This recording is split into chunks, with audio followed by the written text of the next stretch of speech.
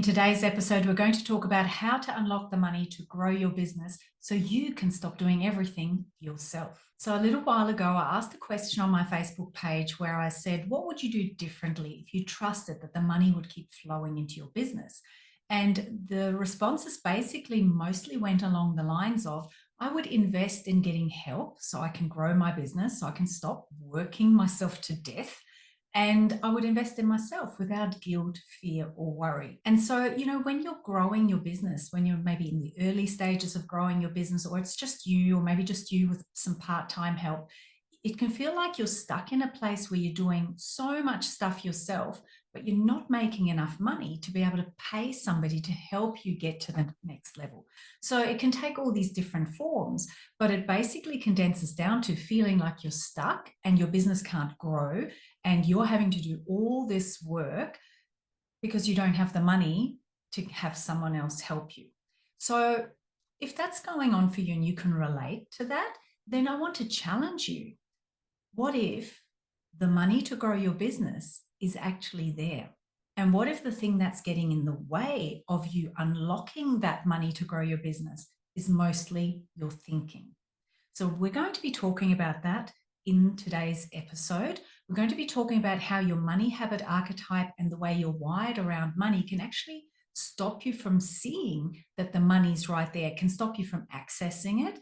And we're going to also talk about what some of the deeper seated fears and limiting beliefs might be that could actually be the real cause of you feeling like there's not enough money to grow your business. So it's a deep and chunky one. Let's get into it. I'm also going to share some really practical tips with you so that you can actually put a strategy together to help you find the money to grow your business. And I'll tell you exactly what I actually did myself. When you feel like you're stuck and you can't afford to get help to grow your business, you're wearing all the hats, right? And it's exhausting and there just aren't enough hours in the day. Here you are trying to figure out SEO, how to build a website, how to build a funnel, how to write a high converting email. You're tinkering around in Canva and your graphics still come out looking like a little bit of a Frankenstein, right? And then you're trying to work out Facebook ads and how to post reels and why that glitch keeps happening and all the things. And the problem with that is there you are trying to do all these things to grow your business, and they leave you no time and no energy to really show up fully for your clients, which at the end of the day is what your business is all about. It's all about actually being able to serve clients in a really present, beautiful way, and for you to be able to enjoy the fruits of that and to also have a lifestyle that gives you some flexibility. So when you're in that place, you're just stuck. And that's when you end up, having meals at your desk, staying up way too late. You say no to going out with friends. You sit in front of a movie, but you're not actually watching it because you're still on your laptop, replying to comments on your Facebook posts, trying to keep feeding that hungry algorithm. And it just feels like it never ends. And the problem with that is you're in this state where you're so tired, where you're so stressed that you can't even think straight. All you can think about is getting back on that hamster wheel. And anytime you step away from it and take a little bit of a break, you end up feeling guilty. You end up feeling anxiety that you're not there, keeping the wheels turning.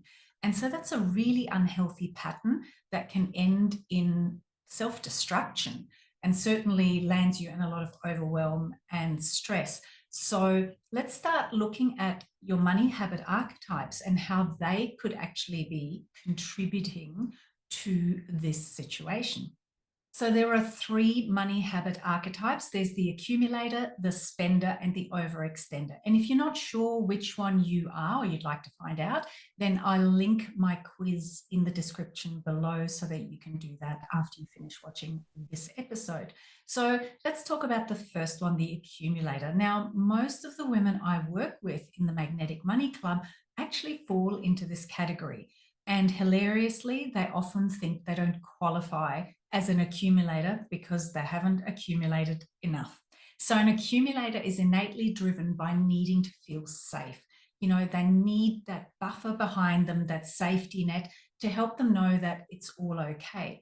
But the problem is that when that comes from a place of fear and from a fear of not enough and not being safe, it's never going to be enough. And so, in the beginning, it's, oh, if only I could have a couple of $1,000s. Then it's, oh, if only I could have 10 or $20,000. And eventually it becomes, bigger and bigger numbers.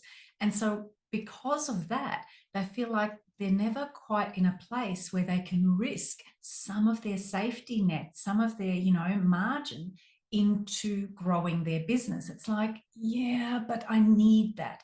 They always feel like I need that money in reserve just to be safe.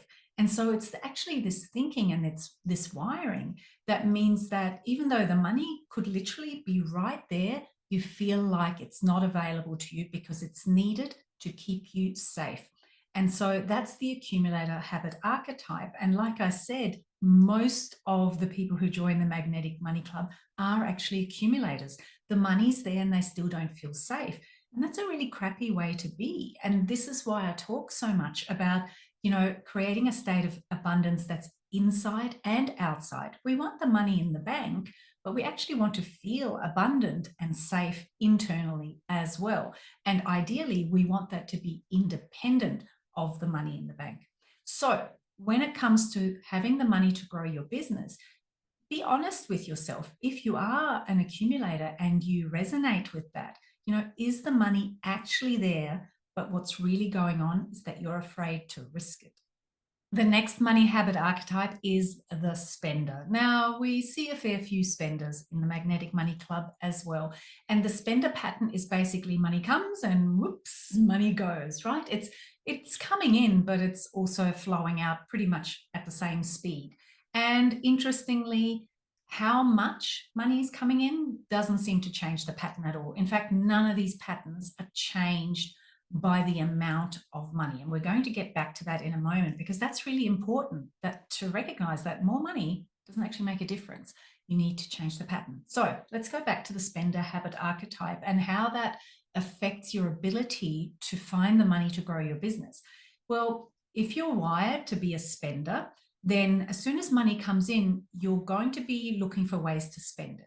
Often spenders come from a place where maybe in the past they didn't have much.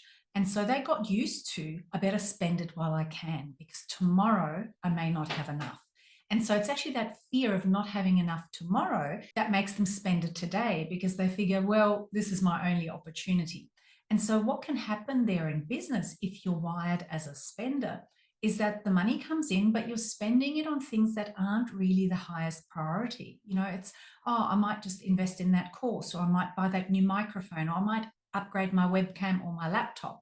And so a spender tends to make these spending purchase decisions without really looking at what the bigger picture is and what's actually the overall best strategy and approach to spending their money to help them grow their business rather than just keep running their business. And there's a huge difference between the two. And the third money habit archetype is the overextender. Now, in magnetic money, we don't see too many true overextenders because usually they're not interested in sorting out their finances because what they're used to is living beyond their means. So the overextender is the type of person that, if they win $10,000, $20,000, they will go and put a down payment on a car and take out a car loan and actually be in a worse financial position overall than they were before. Where that comes into play when you're running your business as an overextender is usually you're getting way ahead of yourself. You're trying to do too many things. You're trying to play like you're one of the big boys when you're actually still needing to put those basic foundational steps in place. And so it means you're spreading yourself too thin. You're doing way too many things.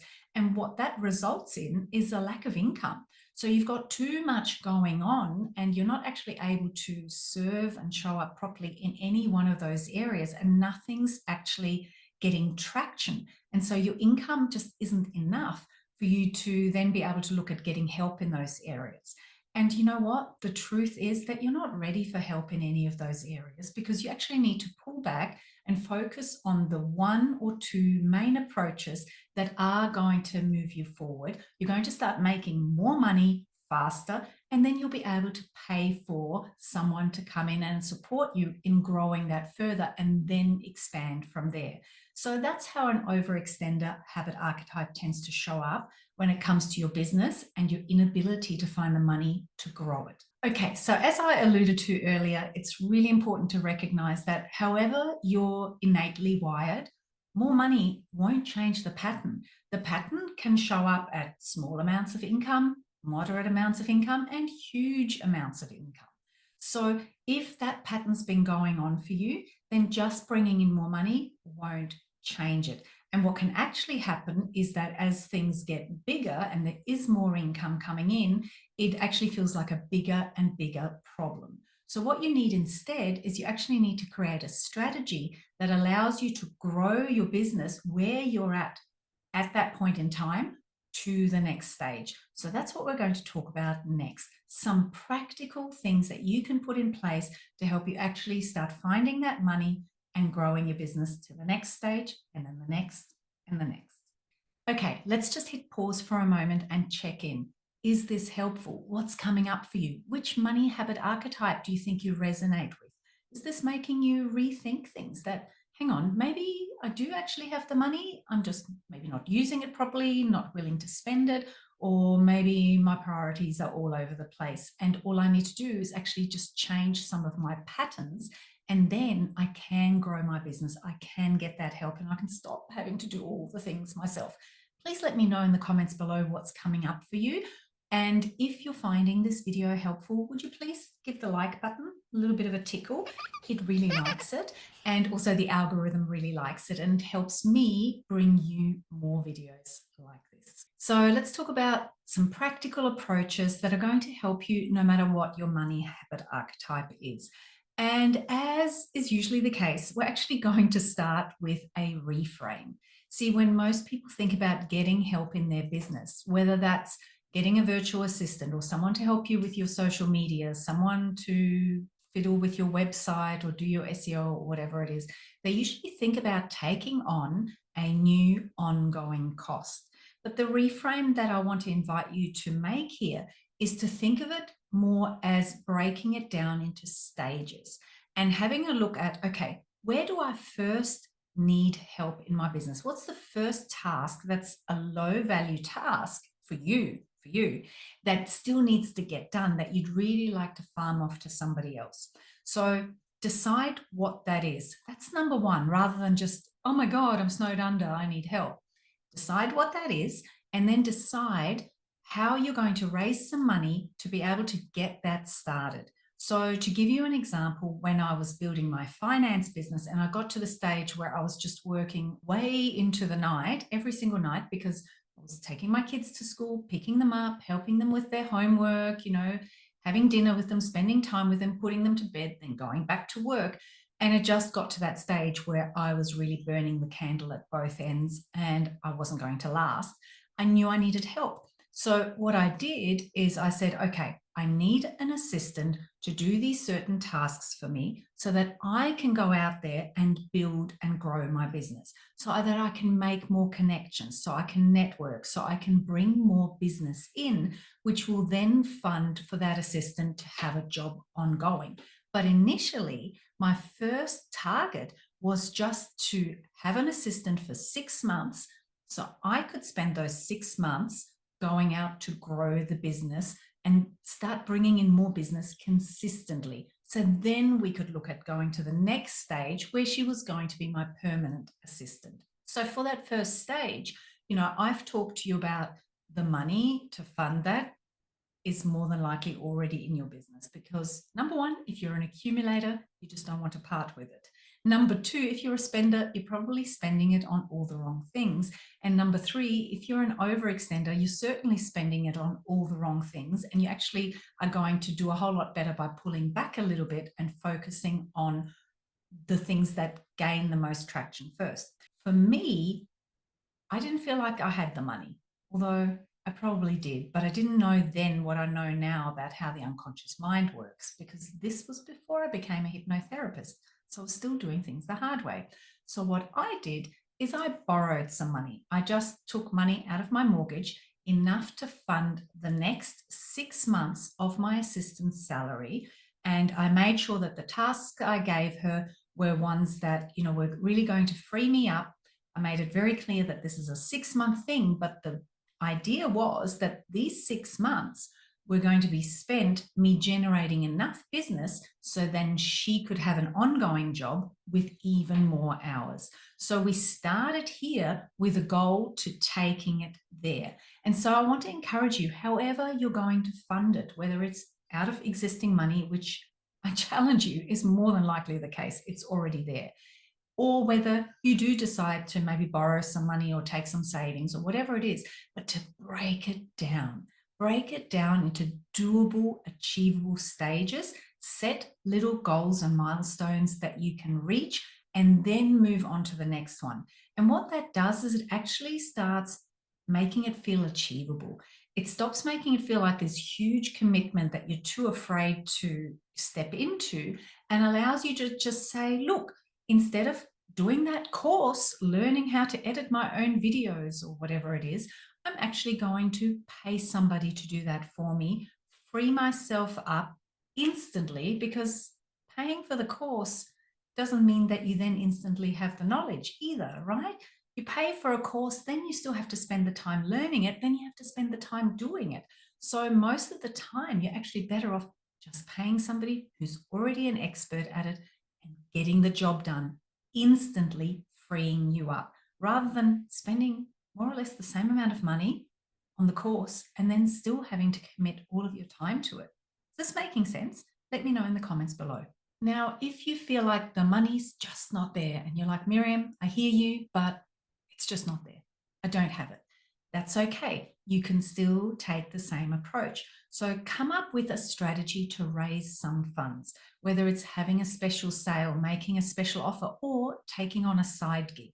Raise the funds and then have that pool of money to move into that first stage, to pay somebody to help you so you can be freed up to grow your business. So however you do it, you need that initial amount of money and you need to commit it to getting you to step one. And then you can move on from there.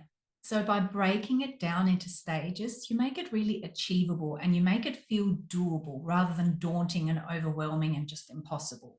And so it's a step by step process rather than just trying to come up with a salary for somebody out of nowhere. Now, if you're starting to feel a little bit uncomfortable and thinking, yes, Miriam, all of that makes sense, but I'm still afraid, then maybe, just maybe, what's actually going on underneath is what happens for a lot of people. And we refer to it as fear of success, but what it actually is a fear of building a bigger beast with more pieces of the puzzle locked in, more people relying on you other than just your clients, staff and contractors relying on you for their livelihood, and you realizing that you're stuck there and it's actually asking a lot more from you than you're able or willing to give in the long term.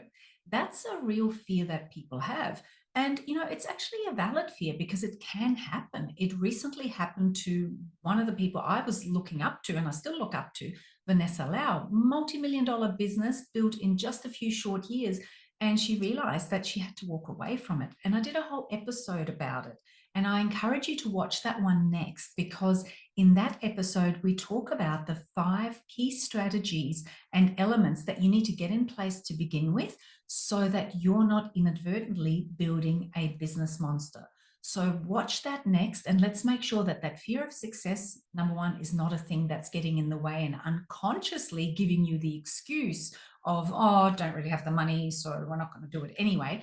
But also make sure that that business that you're building is aligned and sustainable so that you love it every single day that you're showing up for work, and to ensure that you've actually created something that does ultimately give you the freedom and the lifestyle that you want.